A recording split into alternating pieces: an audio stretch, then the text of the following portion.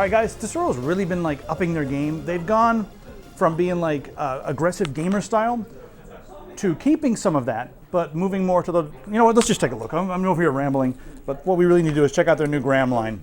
So first off, this is actually mechanical keys, but they're made like chiclet keys. Full-size keyboard right here, and this has a nice slim profile. They've been working on this for a while, and if you guys are wondering, this is a Taiwanese company, and they won't tell me exactly who they're working with, but yeah, it is pretty interesting. I'll show you the back here on this one. The build quality is, I mean, it's typical Taiwanese. It feels really good. These keys have a 3mm travel distance, and it feels pretty good. If you like chiclet keys, or just want something that's more, you know, lower profile, minimal, this might be a way to go. Full RGB, as you can see here, and the coloring looks nice. Let's move on over here and check out their new switches that are far too secret for my taste. These are infrared optical switches, and the nice thing about that is you have, I guess, fewer parts touching on the bottom here. These should last, I mean, even longer than Cherry MX, and the technology is very interesting on these. Again, this is something they've been working on for a while. They've been working on it so much that on the individual switch here, it says Tesoro, but they are, you know, working together with somebody else to make these, and they're trying to make them as nice as possible. Now, this is the SE Spectrum. As you can see, it's full RGB all the way across. And one other thing I want to note here, because you see that this on most keyboards, they've gone for a more professional, clean look, despite the fact that they do have the RGB for you know, like a gaming style or something like that. But as you can see here, we don't have the crazy icons and everything all over the place. It's clean and professional looking, but at the same time, it's something that, you know, a gamer could put on their desk. Yeah, you can pull out the entire switch. It's going to be in red and also blue, but, you know, being able to do that, you can, like, if you wanted to, go ahead and grab switches and just put like reds in certain spots and blues in certain spots. That's something, I mean, if you're crazy, you want to mod your keyboards, you have crazy abilities. Plus, if one of them, you know, you break one of them or throw it on the floor or something, it'll be easier to replace just the one as opposed to replacing the entire keyboard. So that's pretty cool. These also should be nice and durable. Let me show you the back. Damn it. All right, there we go. There's the inside there. You can see beneath the switch goes. There's the switch that I ripped off like a barbarian. That full Linus mode right there. All right, here's the back, guys. Again, the build quality feels really nice. A detachable cable, if you wanted to swap it out for a super long one, you can. Right over there, easy enough. This rubber, by the way, feels really nice. Let's say you fancy white, you can just go ahead and grab this one. Interesting. So yeah, they got the Spectrum and the SE Spectrum. So this one's low profile with reds. It's an interesting feel. Guys, I wish you guys could be here to feel this, because these are like reds mixed with rubber domes. They feel very cool, this Agile switch. But you can't be here to feel it, so you just have to take my word for it.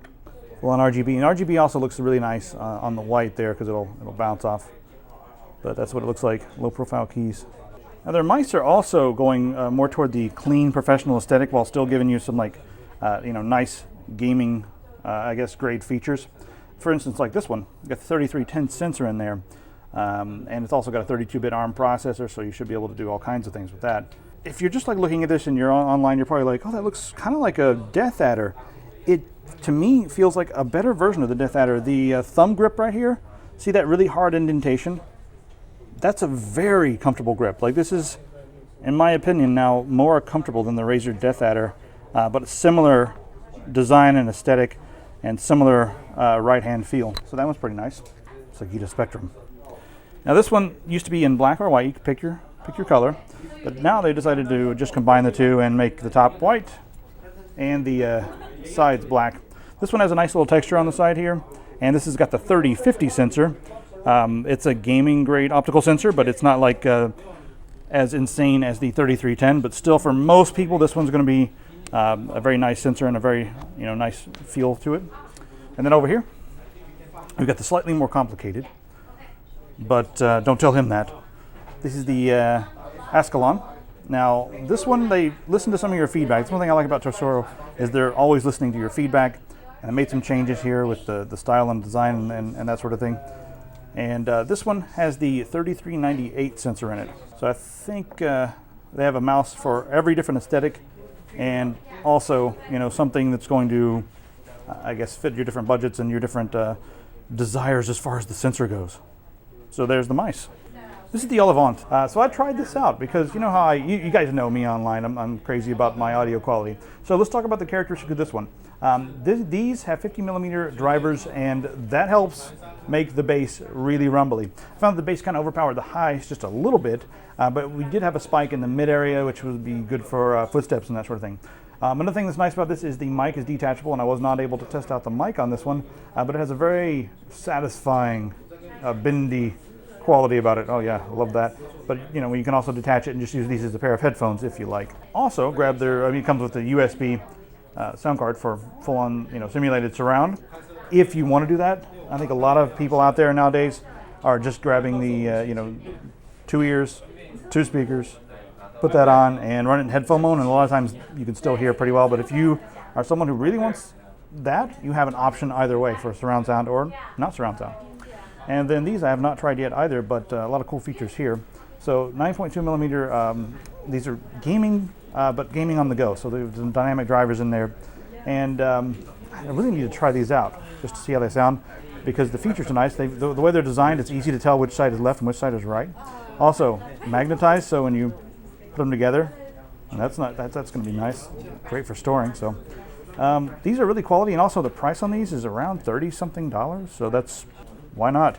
So I gotta try these out, and I'll let you guys know what I think about them. So we have a couple of different chairs here, and I just tried this one. Now we have the red one. You guys have seen that at the office. I'm a big guy, and a lot of the other big guys complain about racing chairs as far as the cushions on the side and the backs go. Well, that's what this one's for. This one, it's got a nice, I guess, knobby on the bottom. What do you call that knob? I don't even know. But it comes up nice and high, and then the butt pad is more flat. And also, these side pads right here are a bit more forgiving. So I actually found this one. I tried this one out for a little while, and it's to me more comfortable. So for a bigger guy, this is more comfortable. But for smaller people, you guys can grab one of these and be happy. Something for everybody. All right, that's what we have here at Tesoro.